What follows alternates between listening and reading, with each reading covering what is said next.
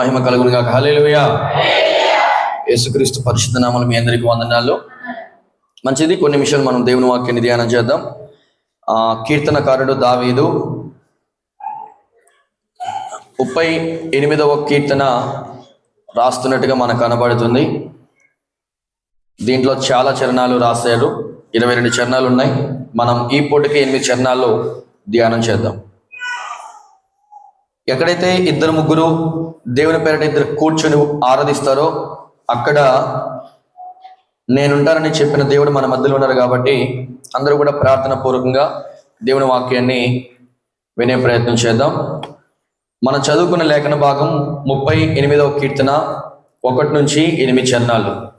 ఈ 8 చరణాలు కూడా దావీదు తన మనోవేదనని జ్ఞాపకం చేస్తున్నాడు. ఒకసారి మనం 1వ చరణం చదువుదాం. యెహోవా కోపోద్రేకము చేత నన్ను గద్దింపకము, నీ ఉగ్రత చేత నన్ను శిక్షింపకము. పరిశుద్ధుడా మీకు స్తోత్రాలు. కొన్ని నిమిషాలు కీర్తన భాగాన్ని ధ్యానం చేయబోతుండగా మీ సహాయాన్ని తోడుగా ఉంచండి. నాతో మాతో అందరితో మాట్లాడండి. ఏం చెప్పాలి, ఎలా చెప్పాలి, ఆత్మ ప్రేరేపణ దయచేసి మీ సహాయాన్ని మాకు తోడుగా ఉంచిన ప్రభా. ప్రతి వ్యతిరేకత యేసు నామములో కొట్టివేస్తుండగా ప్రభా, గడ్డిస్తుండగా మీరే తోడుపరిచి మీ ఆత్మ సంచలనం మాతో ఉంచి మహిమ పొందండి. యేసు నామములో ప్రార్థిస్తున్నాం తండ్రి, ఆమేన్. దేవుని వాక్యం మనం జాగ్రత్తగా గమనిస్తే ఇక్కడ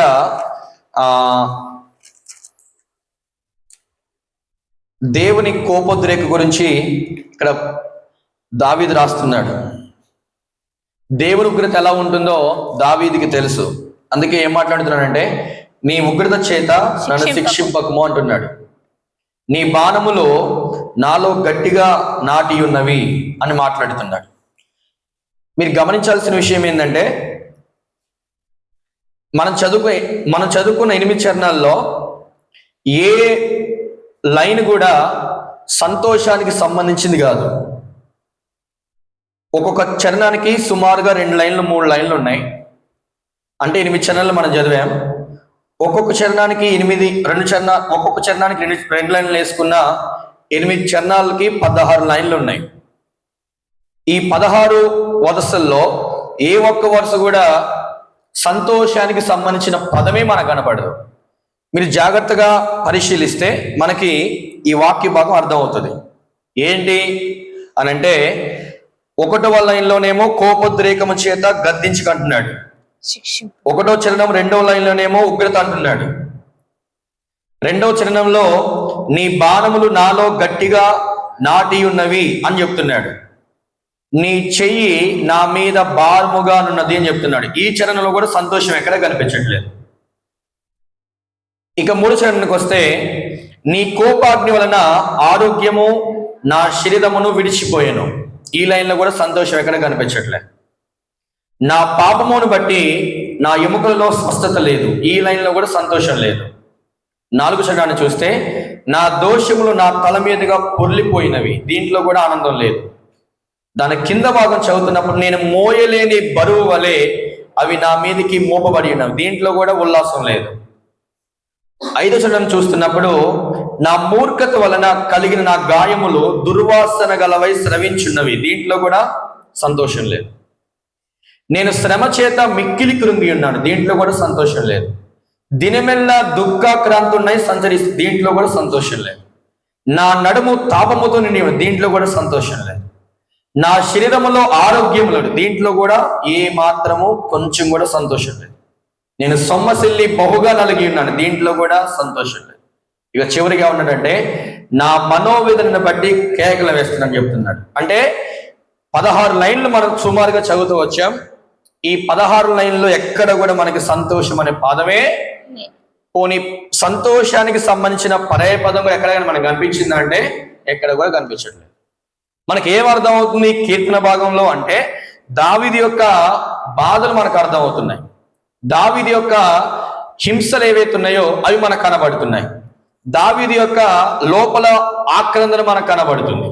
మనం దేవుని వాక్యాన్ని జాగ్రత్తగా గమనిస్తే చూడండి, దేవుని కోపం ఎలా ఉంది అనంటే, పైనుంచి దేవుడు తన బాణాలు పంపిస్తున్నాడంట. 2వ చరణం చూడండి, నీ బాణములు అని చెప్తున్నాడు. దేవుని ఉగ్రత ఎలా ఉంది అని ఎలా పంపిస్తాడంటే, తన చెయ్యి హస్తాన్ని చాపి తన భారాన్ని పంపిస్తున్నాడు. మూడో చరణంలో అంటాడు నీ కోపాగ్ని అని చెప్తున్నాడు. అంటే ఉగ్రత దేంతో పోల్చాడంటే దేవుని బాణలతో పోల్చాడు, దేవుని హస్తంతో పోల్చాడు, దేవుని కోపంతో పోల్చాడు. ఈ మూడింటిని దేవుని ఉగ్రతతో పోల్చి అక్కడ జ్ఞాపకం చేస్తున్నాడు.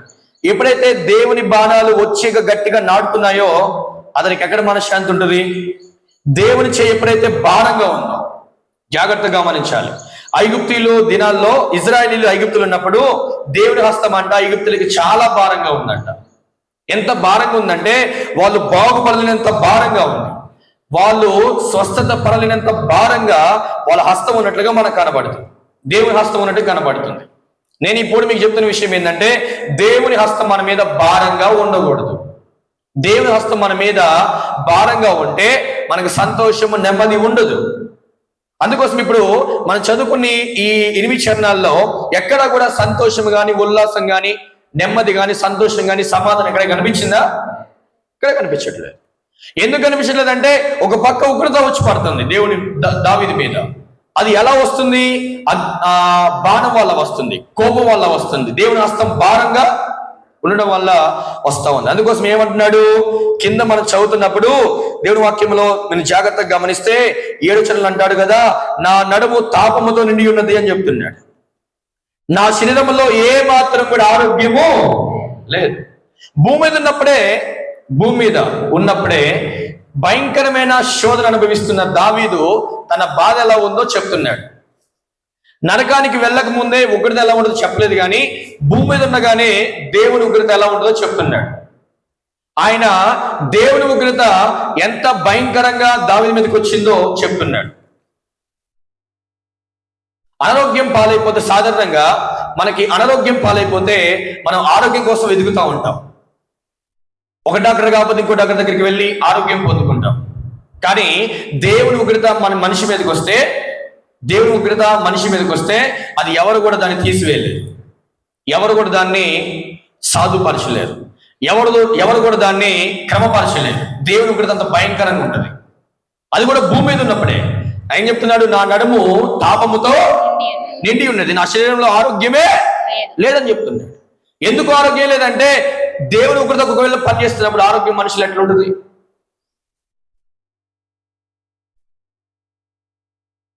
దేవుని సంగమా, దేవుని బిడ్డలారా, ఇక్కడ మనం దేవుని వాక్యాన్ని జాగ్రత్తగా గమనిస్తే ఏం చెప్తున్నాడు? ఆలోచనలు అంటాడు కదా, దినమెల్లా దుఃఖపడుతున్నాడు, దినమెల్లా ఏడుస్తున్నాడంట. దేవుని ఉగ్రత నా మీద నుంచి ఎప్పుడు పోయిందో, దేవుని కోపం నా మీద నుంచి ఎప్పుడు పోయిందో, ఆయన బాణాలు నా మీద నాటి ఉన్నాడు, అవి ఎప్పుడు వెళ్ళిపోతాయో, ఆయన హస్తం నా మీద భారంగా ఉంది, అది ఎప్పుడు తీసివేయబడిందో అని రోజు కూడా ఏడుస్తూనే ఉన్నాడంట. దినమెల్లా దుఃఖాక్రాంతులనై సంచరిస్తున్నానని చెప్తున్నాడు.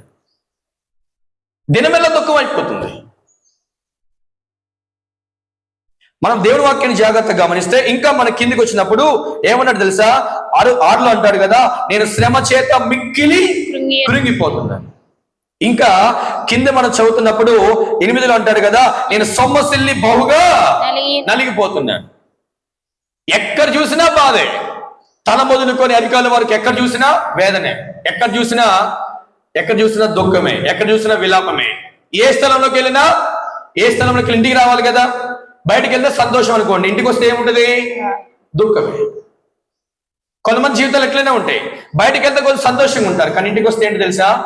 దుఃఖపడతా ఉంటారు. నేను ఇప్పుడు మీ అందరికి జ్ఞాపకం చేస్తుంది దేవుని బిడ్డలారా, ఇక్కడ మనకు అర్థం అవుతున్న విషయం ఏంటంటే దేవుని ఉగ్రత వచ్చినప్పుడు అది ఎముకల్లో స్వస్థ కూడా ఏం లేదంట. శరీరం పాడైపోతుంది, ఎముకలు పాడైపోతున్నాయి, ప్రాణం పాడైపోతుంది, అన్నీ కూడా పాడైపోతుంది. ఇది మొత్తం పక్క పెడితే భూమి మీద ఉన్నప్పుడు శరీరం పాడైపోతే పెద్ద ఇబ్బంది కాదనట్లేదు. భూమి మీద మనం ఉన్నప్పుడు దేవుని ఉగ్రత ఒకవేళ మన మీదకి వస్తే మన ఎముకల్లో ఒకవేళ స్వస్థ లేకపోవచ్చు, అది పెద్ద ఇబ్బంది ఏం కాదు. కానీ దేవుడు మన మీద కోపగించి మనము సిట్రైట్ అవ్వకపోతే, మన దేవుని ట్రాక్లో రాకుండా ఒకవేళ మనం ఇష్టానుసారంగా మనం ముందుకు సాగితే దేవుని ఉగ్రత మరొక విధంగా దేవుడు చూపిస్తాడు. ఈ భూమి మీద దావీదుకి ఆ ఉగ్రత ఎందుకు చూపించారంటే ఒకవేళ దావీదు దేవుని త్రోవలో తప్పిపోయాడేమో, దేవుని త్రోవ నుంచి వేరే త్రోవలోకి వెళ్ళిపోయాడు. అందుకోసమే ఆ ఉగ్రత చూపిస్తే మళ్ళీ ఒకవేళ నా త్రోవలోకి వస్తాడేమో అని ఉద్దేశంతో దేవుడు చూపించాడా, లేకపోతే మరొక విధంగా చూపించడం మనకు తెలియదు. కానీ మొత్తానికైతే భూమి మీద ఉండగానే దేవుడి ఉగ్రత దావీదు అనుభవిస్తున్నాడు. దేవుడికి స్తోత్రం. భూమి మీద ఉండగానే దేవుని ఉగ్రత అనుభవిస్తున్నాడు. అంత ఆ దినము వస్తుందని దావీదు బహుశా ఎప్పుడు అనుకోలేదు అనుకుంటా. నాకు ఈ దినం వస్తుంది, నేను దేవుని ఉగ్రత అనుభవిస్తాను అని ఎప్పుడు కూడా అనుకోని ఉండకపోవచ్చు. నేను ఇప్పుడు మీ అందరూ చెప్తున్నాను, నరకానికి వెళ్ళిన తర్వాత ఉగ్రత వేరు, భూమి మీద వచ్చే ఉగ్రత వేరు. అంటే ఒకవేళ దేవుడు ఇక్కడ ఉగ్రత అనే పదం చూపిస్తున్నాడు, కానీ సుమారుగా సంపూర్ణంగా దేవుని కోపం అనే ఉగ్రత మాత్రం మనిషి భూమి మీదకి దేవుడు రానివ్వడు. ఒకవేళ వస్తే చాలా భయంకరంగా ఉంటుంది. అది వచ్చేది రోజు ఒకటి ఉంది. ఆ ఉగ్రత వేరు, ఇక్కడ చెప్పిన ఉగ్రత వేరు. దేవుడు బైబిల్లో ఉగ్రత గురించి చెప్పాడు. అది ఎంత భయంకరంగా ఉంటుంది అంటే దాన్ని తట్టుకోలేం మనం. దాని గురించి ఆలోచన చేస్తే చాలా భయంకరంగా ఉంటుంది. అది వర్ణాతీతం అన్నమాట. కానీ ఇక్కడ చెప్తున్న ఉగ్రత ఏంటంటే, మనము దేవుడి సన్నిధికి దూరం అయిపోతే మళ్ళీ దేవుళ్ళలోకి రావడానికి దేవుడు కొంచెం కోపం మన మీద చూపిస్తాడు. దేవునికి స్తోత్రం. ఆయన కోపము నిమిషం మాత్రం ఉంటుంది, ఆయన దయ ఆయుష్కాలం అంతయు పనిచేస్తుందంట. ఆయన దయ ఆయుష్కాలం అంతయు పనిచేస్తుంది. కాబట్టి దేవుడు దావీదు దేవునికి దూరం అయిపోయాడేమోనని మళ్ళీ నా మార్గంలో రావడం కోసము ఆ కోపాన్ని దావీదు మీద దేవుడు ప్రదర్శిస్తున్నాడు. మీ మీద కూడా, నా మీద కూడా, మన మీద కూడా కొన్ని సందర్భాల్లో దేవుడు తన కోపాన్ని చేస్తాడంటే ప్రదర్శిస్తాడు. యెహోవా తనకిష్టమైన వారిని ప్రేమించి గద్దించి శిక్షిస్తాడంట. దేవునికి స్తోత్రం. ఇష్టమైన వాళ్ళనే గద్దిస్తాడు, ఇష్టమైన వాళ్ళనే ప్రేమిస్తాడు, ఇష్టమైన వాళ్ళనే కోపం చూపిస్తాడు. ఎవరి మీద పడితే వాళ్ళ మీద కోపం చూపించడు, ఎవరి మీద పడితే వాళ్ళని ప్రేమించడు, ఎవరిని పడితే వాళ్ళ దగ్గరికి తీసుకోడు. ఇప్పుడు దేవుడి కోపము దావీదు అనుభవిస్తున్న అర్థం ఏం తెలుసా? అతనేదో దేవునికి దూరమైన పని ఏదో చేస్తాడు. అందుకోసమే తన కోపాన్ని చూపిస్తాడు.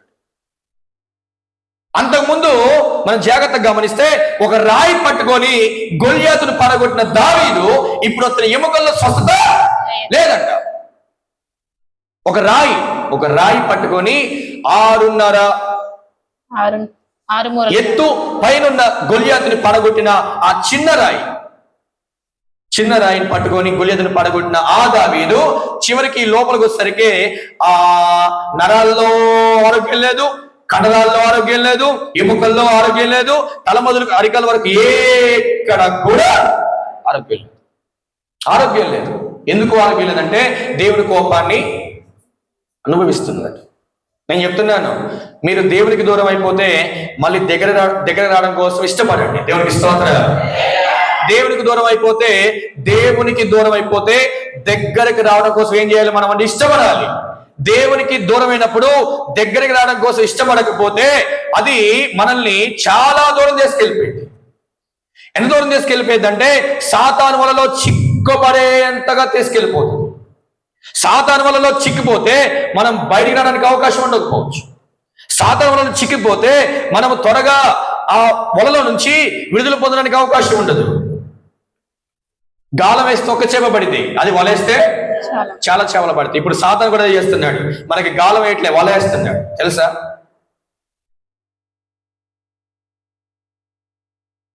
సాతాను గాలం వేయట్లే, ఏమేస్తున్నాడు? వల వేస్తున్నాడు.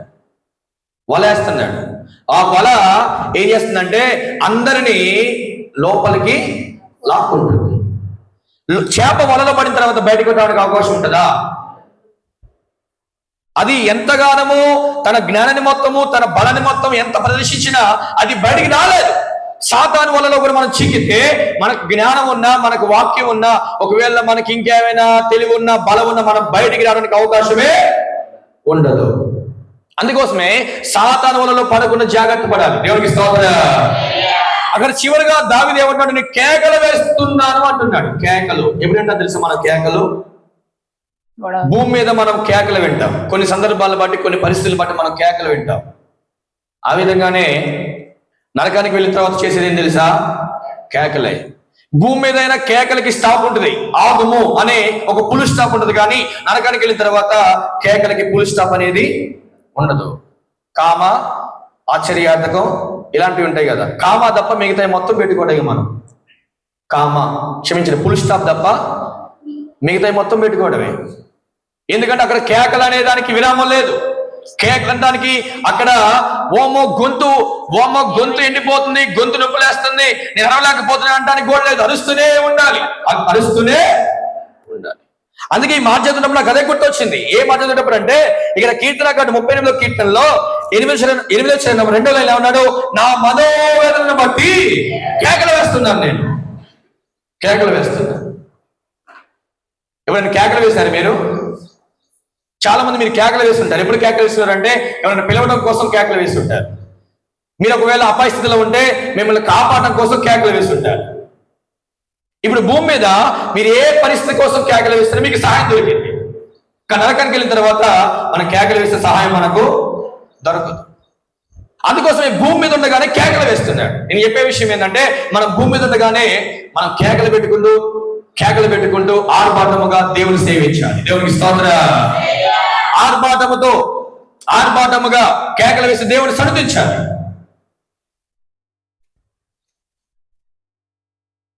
ఇక్కడ చాలా స్పష్టంగా దేవుడి వాక్యం చదివిస్తాం. కేకలు అనే పదం గురించి బైబిల్లో చాలా రెఫరెన్స్ చెప్తాను నేను, కానీ ఈ మాటే చెప్తూ ముగిస్తాను. నేను ఒక 5 నిమిషాలు ముగిస్తాను, జాగ్రత్తగా వినండి. దేవుని సంగమా, దేవుని బిడ్డలారా, నేను ఈ పూట మీ అందరికీ జ్ఞాపకం చేస్తున్నాను. ఈ రోజున మీరు ఇంట్లో మోకరించి చేతుల పైకెత్తి ప్రార్థన చేస్తూ కేకలు వేయగలిగితే మీరు అక్కడ కేకలు వేసే అవకాశం ఉండదు. మన పాదాల కింద, అర్థమైందా? మన పాదాల కింద ఏముంది? స్లాబ్ ఉంది. ఆ స్లాబ్ కింద ఏముంది? పునాది ఉంది. ఆ పునాది కింద ఏముంది? భూమికి పునాది ఉంది. అర్థమైందా? భూమికి పునాది ఉంది. ఆ పునాది కింద ఏముంది? చాలా లోతులు ఏముంది? నరకం ఉంది. మనం మెట్లెక్కాలంటే ఒక కింద నుంచి పై వరకు ఒక 20-30 మెట్లు ఉంటాయి. అదే 4వ అంతస్తు 5వ అంతస్తులు అంటే ఒక్కొక్క ఫ్లోర్కి 20 చొప్పున వేసుకుంటే 4 ఫ్లోర్లకి సుమారుగా ఒక 80 ఉంటాయి. కానీ ఇప్పుడు మనము పరలోకం పోవాలంటే మేఘం ఎక్కిపోవాలి. నరకానికి పోవాలంటే పరలోకం ఎంత స్పీడ్గా వెళ్తామో నరకానికి కూడా అంతగానే స్పీడ్గా వెళ్తాం. నేను అంటాను, ఇప్పుడు మనము సాతాను వలలో ఉన్నామా, దేవుని చేతిలో ఉన్నామా అని మీరు ఆలోచించాలి. ఒకసారి ఆలోచించండి. సాతాను వలలో ఉన్నామా, దేవుని చేతిలో ఉన్నామా? దేవుని చేతిలో ఉంటే మనం ఎప్పటికైనా కాపాడబడతాం. దేవుడు కాపాడుతాడు, దేవుడు భద్రపరుస్తాడు, దేవుడు కృపనిస్తాడు. కానీ సాతాను వలలో ఉంటే మాత్రం మనం ఏం చేయలేమంటే తప్పించుకోలేం. సాతాను వలలో పడకుండా జాగ్రత్త పడదాము గాక. సాతాను వలలో పడకుండా మనల్ని మనం సిద్ధపరుచుకుందాము గాక. సాతాను వలలో పడకుండా మనల్ని మనం కంట్రోల్ చేసుకుందాము గాక. హల్లెలూయా. సంగములతో ఆత్మ మన చెవి గలవారు వినును గాక. దేవుని సంగమా, దేవుని బిడ్డలారా, మీ అందరికీ నేను మీకు జ్ఞాపకం చేస్తున్నాను. ఎంత బాధ అనుభవిస్తున్నాడో, ఎంత దుఃఖపడుతున్నాడో, ఎంత వేదన పడుతున్నాడో. ఇది భూమి మీద నరకంలో కాదు. ఇది దేవుడు దావీదు ద్వారా మనకి ఎగ్జాంపుల్ గా చెప్తున్నాడు, ప్రాక్టికల్ గా, డ్రామాటిక్ గా చెప్తున్నాడు. ఏమని చెప్తున్నాడు తెలుసా? ఇదిగో దావీదుని నా కోపంతో భూమి మీద ఎంత బాధ పెట్టానో మీరు ఒకసారి చదవండి. మనం చదవలేదు ఇప్పుడు? అర్థమవుతుందిగా మనకి. భూమి మీద ఉండగానే అంత కోపం ఉందంటే నరకానికి వెళ్ళిపోయిన ఇంకా భయంకరంగా ఉంటుంది. ఒకసారి అందుకోసమే దేవుడి సంగమా జాగ్రత్తగా చూడండి. ఒకసారి 4వ వచనం చూస్తున్నప్పుడు, నా దోషములు నా తల మీదుగా పొర్లిపోయినవి, నేను మోయలేని బరువు వలె అవి నా మీద మోపబడి ఉన్నాయి. ఏంటి మోసే తెలుసా? పాపాలు, దోషాలు ఎలా ఉన్నాయి తెలుసా? మోయలేక ఉన్నాయంట. దేవుని వాక్యం మనం జాగ్రత్తగా గమనించాలి. చూడండి, దేవుని వాక్యం మనం జాగ్రత్తగా గమనిస్తే బైబిల్లో నేను మీకు కొన్ని మాటలు చెప్పి ముగిస్తాను. కేకల గురించి కొన్ని మాటలు మీకు చెప్పి ముగిస్తాను. దేవుని వాక్యంలోంచి చూడండి, దేవుని పరిశుద్ధ లేఖన భాగంలోంచి. దేవుని సంగమా,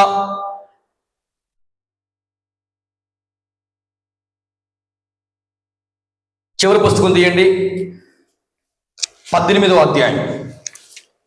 అధ్యాయము ఒకసారి 19వ వాక్యం చదివే ప్రయత్నం చేద్దాం. అందరూ వాక్యం చూడండి.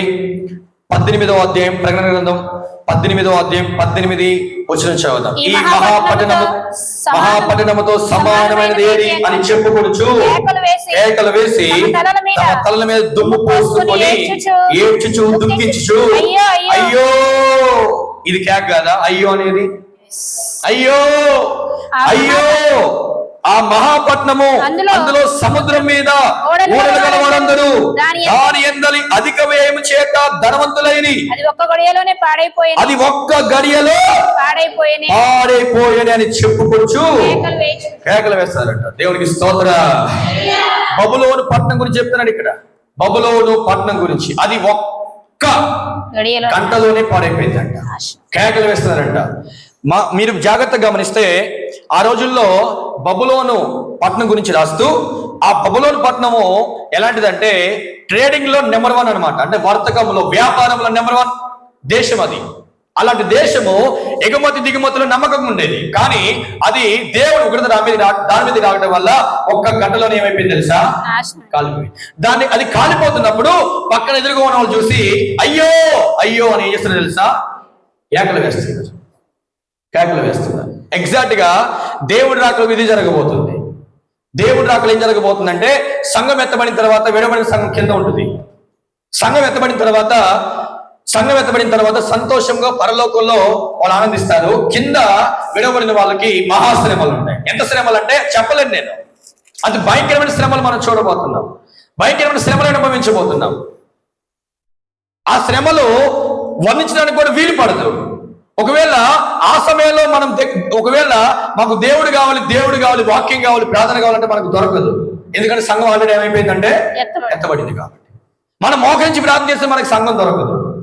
మనము సాష్టాంగపడి మట్టిలో బురదలో సాష్టాంగపడి మోకరించిన మనకి సంఘం దొరకదు. ఎందుకంటే సంఘం ఏమైపోయింది?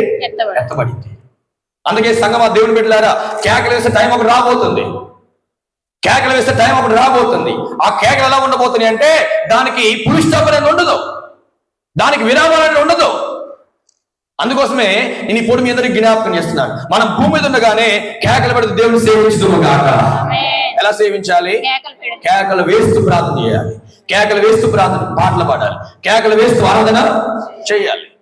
అలా చేయగలగాలి. దేవునికి మహిమ కలుగును గాక. హల్లెలూయా. చూడండి, దేవుని వాక్యం మనం జాగ్రత్తగా గమనిస్తున్నప్పుడు ఒక మాట చదివే ప్రయత్నం చేద్దాం. చూడండి, దేవుని వాక్యంలోంచి ఒకసారి మాట చదివే ప్రయత్నం చేద్దాం. దేవుని పరిశుద్ధ లేఖన భాగంలోంచి ఎంత భయంకరమైన శోధన మనం అనుభవించబోతున్నామో ఒకసారి చూస్తే అక్కడ మనకు కనబడింది. చూడండి, దేవుని వాక్యంలోంచి మనం చదవగలిగితే ఒకసారి 18వ అధ్యాయము 15వ వచనం చదువుదాం. ఆ పట్టణము చేత ధనవంతులైన ఈ సరుకుల వర్తకులు ఏడ్చు దుఃఖపరచు, అయ్యో అయ్యో, సన్నపు నారబట్లను రక్త వర్ణపు వస్త్రములు ధరించుకొని బంగారముతోను రత్నములతోను ముత్యములతోను అలంకరింపబడిన మహాపట్టణమా, ఇంత ఐశ్వర్యము గడియలోనే పాడైపోయాని అని చెప్పుకొనుచు దాని బాధను చూచి భయాక్రాంతులై దూరముగా నిలుచుంటారంట. దేవుని సంగమా, మళ్ళీ చదువుదాం 17. ప్రతి నావికుడును ఎక్కడికైనా సబురు చేయి, ప్రతి వాడును ఓడవారును సముద్రం మీద పనిచేసి జీవనం చేయు వారందరూ దూరముగా నిలిచి. చూసారా? ఎవరెవరు తెలుసా? నావికుడంట, సబురు చేయి ప్రతి వాడంట, ఓడవాడంట, సముద్రం మీద పనిచేసి జీవనం చేసే ప్రతి వాళ్ళు కూడా ఆ పట్టణం నాశనం అయిపోతుంటే, అది కాలిపోతుంటే దూరంగా నిలబడి ఏమన్నా తెలుసా? అయ్యో అయ్యో అని ఏడుస్తున్నారు. ఎందుకంటే వీళ్ళు ఎందుకు ఏడుస్తున్నారు అంటే ఆ దేశంలో ఉన్నంత వ్యాపారం మరి ఏ దేశంలో కూడా వీళ్ళు ఆ దేశం మీదే ఆధారపడ్డారు. వీళ్ళు ఆ దేశం మీద ఆధారపడి వర్తకం చేస్తున్నారు. ఆ దేశం వ్యాపారం వీళ్ళని బతికిస్తుంది. ఆ దేశంలో వర్తకం వీళ్ళని పోషిస్తుంది. ఇప్పుడు అదే పాడైపోతే వీళ్ళకి అన్నం ఉంటుందా? అందుకే కేకలు వేస్తారు. అయ్యో ఆహారం లేక కేకలు వేస్తున్నారు. ముందు మనం కూడా ఇదే కేకలు వేస్తాం. ఒకవేళ బ్రతికుంటే అయ్యో అయ్యో అని కేకలు వేసే రోజులు రాబోతున్న దేవుని పెట్టలేరు.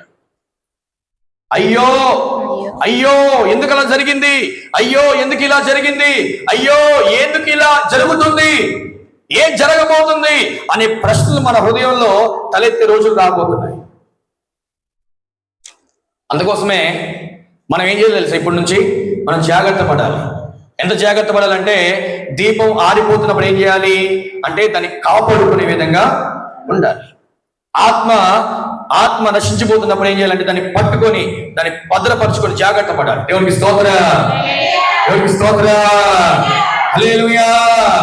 నేను ఇప్పుడు మీ అందరికీ జ్ఞాపకం చేస్తున్నాను, కేకలు వేయక ముందు దేవుడు నరకంలో కేకలు వేయక ముందే మనం భూమి మీద దేవుడి కోసం కేకలు వేస్తే ఖచ్చితంగా ఆ కేకలు దేవుడు వింటాడు. కేకలు వింటాడు దేవుడు పెట్టారు. నీ ఇంటి పక్కన వాళ్ళు నువ్వు అరుస్తుంటే కేకలు వినరా? ఒక గ్రామం భయంకరంగా అరుస్తున్నప్పుడు మరొక గ్రామం వింటారు. ఒక ఇంట్లో అగ్నిప్రమాదం జరిగినప్పుడు వాళ్ళు అరుస్తున్నప్పుడు వీధిలో వాళ్ళని వింటారు, వస్తారు. ఆ విధంగానే శరీర సంబంధంగా కేకలు వేసే మనమే వేరే వాళ్ళు మనల్ని పట్టించుకుంటున్నప్పుడు మనం దేవుడి కోసం వేసే కేకలు మనలో కూడా దేవుడు వినడంటారా? వింటాడు. అందుకోసమే కేకలు వేసే సంఘ దేవుడు మనల్ని మార్చుడుగా, దేవుడి కోసం కేకలు వేసే సంఘ దేవుడు మనం తీర్చిదిద్దునుగా, దేవుడి కోసం కేకలు వేస్తూ ప్రార్థన చేయదుగాక. హల్లెలూయా. కేకలు వేయాలి దేవుని బిడ్డలారా. కేకలు వేస్తూ ప్రార్థన చేయాలి, కేకలు వేస్తూ ఆరాధన చేయాలి, కేకలు వేస్తూ మొరపెట్టాలి. కేకలు వేసుకుని మందిరానికి రావాలి. ఎలా రావాలి? దేవుడి వాక్యం మనం జాగ్రత్తగా గమనిస్తున్నప్పుడు కీర్తన గ్రంథము 100వ కీర్తనలో మనం మాట్లాడుతూ అక్కడ అంటారు చూడండి, దేవుడి వాక్యం నుంచి నేను 1 నిమిషాలు ముగిస్తాను. 100వ కీర్తన చదువుతాం. సమస్త దేశములారా ఉత్సాహధ్వని చేయుడి, సంతోషముతో యెహోవాను సేవించుడి, ఉత్సాహ గానము చేయుచు. హల్లెలూయా. ఏ గానం అంట? ఉత్సాహ గానం చేయుచు సంతోషంగా దేవుడి సన్నిధికి ఏం చేయాలంట? రావాలంట. కొంతమంది మోకాలు చూస్తే వేరే వాళ్ళు కూడా మందిరానికి రాబోద్దు కదండి, అట్లా వస్తారు మందిరానికి. మందిరంలో సమాధానం ఉంటుందనే విషయం వాళ్ళకి తెలిసి కూడా ఏడ్చుకుంటూ వస్తారు, బాధతో వస్తారు. వాళ్ళ ముఖం చూస్తే పలకరించాలనిపించదు కూడా అనిపించదు, అంత బాధగా ఉంటారు. లోపల ఏదో పెట్టుకొని మందిరానికి వస్తారు. కానీ బైబిల్ ఏం చెప్తుందంటే ఉత్సాహగానం చేయొచ్చు మన సన్నిధికి రండి, ఉత్సాహగానం చేస్తూ రావాలి. దేవునికి స్తోత్రం. మీకేం బాధ వచ్చింది? మీకేం సమస్య వచ్చింది? సమస్య ఒకవేళ బాధ వచ్చినా సమస్య వచ్చినా దాన్ని ఏం చేయాలంటే ఇంటి దగ్గర నుంచి దాన్ని మోసుకొని వచ్చి మరి చెప్పులు ఇస్తారు కదా, చెప్పులు ఇస్తారు కదా, అక్కడ దాన్ని ఏం చేయాలి? మీ సమస్య మీ బాధ అక్కడ ఏం చేయాలి? వదిలిపెట్టి సంతోషంగా ఏం చేయాలి? రావాలి. వస్తున్నారు అట్లా మీరు ఇట్లా వస్తున్నారు మందిరానికి, సంతోషంగా వస్తున్నారు. పెళ్లికి వెళ్ళినప్పుడు సంతోషంగా వెళ్తారుగా, వెళ్ళరా? బాబు పుడితే సంతోషంగా హాస్పిటల్కి పోతారుగా, లేకపోతే గృహప్రవేశం సంతోషంగా పోరా? తెల్లని వస్త్రాలు మంచి వస్త్రాలు వేసుకొని సంతోషంగా పోరా? మరి మందిరానికి ఎందుకు ఏడ్చుకుని వస్తారు మీరు? అంటే బయట ఏడిపే, చర్చిలో కూడా ఏడిపే. ఇంక సంతోషం ఎప్పుడు ఉంటుంది మనకి? మనకు నిరీక్షణ లేదు. మందిరంలో అడుగు పెడితే దేవుడు మనకి ఏమి ఇస్తాడంటే సంతోషం, నెమ్మది ఇస్తాడని నిరీక్షణ మనకి బైబిల్ ఒక మాట, ఆయన సన్నిధిలో సంపూర్ణ సంతోషము కలదు. ఆ మాట, ఆ వాక్యం పట్టుకొని కూడా నువ్వు బాధతో మందిరానికి వస్తున్నావు అంటే నీకు ఒకసారి ఆలోచించాలి. నువ్వు ప్రభువా నా బాధలు మొత్తము ఇక్కడ వదిలిపెడతాను, నేను సంతోషంగా మందిరంలోకి వెళ్తాను. నేను ఏ విధంగా సంతోషంగా విశ్వాసంతో నా బాధలు వదిలిపెట్టి నా బాధను మోసుకోకుండా నేను మందిరానికి వెళ్తున్నాను. నేను విశ్వాసంతో నా బాధను మోసుకోకుండా విశ్వాసంతో సంతోషంగా మందిరానికి వెళ్తున్నాను. నేను అదే సంతోషంతో ఇంటికి కూడా వెళ్ళాలి అనే విశ్వాసంతో అడుగులు వేసుకుంటూ పైకి రావాలి. దేవునికి స్తోత్రం. హల్లెలూయా. ప్రయాసపడి భారం మోసుకుని సమస్య నా దగ్గర నేను మీకు ఏం చేస్తాను? సమాధానం ఇస్తాడు దేవుడు, నెమ్మది ఇస్తాడు, సంతోషం ఇస్తాడు. కాబట్టి జాగ్రత్త. కేకలు ఎప్పుడు వేయాలి తెలుసా? ప్రాణం పోయిన తర్వాత కాదు, ప్రాణం ఉన్నప్పుడు ఏం చేయాలి? కేకలు వేయాలి. దేవుడి మాటలు దీవించుడు దాకా ప్రార్థన చేద్దాం. అందరూ మోకరించండి దయచేసి. ప్రార్థన చేద్దాం, మోకరించండి. మహాగరుడ మహోన్నత సర్వశక్తి మీకు స్తోత్రాలు. ఇంతవరకు మీతో మాతో మాట్లాడుతూ వచ్చారు. బబులోను పట్టణం నాశనం అయిపోతుంటే దాని మీద ఆధారపడి బ్రతికిన వాళ్ళు ఎదురుగా నిలబడి అయ్యో అని కేకలు వేస్తారు, అయ్యో అని కేకలు వేస్తున్నారు. ఈ రోజున మా ప్రాణం పోకముందే మేము మిమ్మల్ని సేవించే దినాలు కూడా కేకలు వేసి మిమ్మల్ని సేవించి కృప దయచేయండి. ఈ వాక్యం మా జీవితంలో ఫలించడానికి కృప దయచేయండి. సంతోషముతో మందిరానికి వచ్చే కృప దయచేయండి. ఉల్లాసంగా మందిరానికి వచ్చే కృప దయచేయండి. ఆల్పాదము చేసుకుంటూ మందిరానికి వచ్చే కృప కలుగునుగాక. మీరే సహాయం చేసి వాక్యం మా జీవితంలో ఫలించడానికి మీరే సహాయం చేయండి. ఇంతవరకు తోడుకున్నారు ప్రభావ, సాక్ష్యాల్లో ఆరాధనలో వాక్యాలు కూడా తోడుకుని మహిమపొందాం. యేసు నామములో ప్రార్థిస్తున్నాం తండ్రి.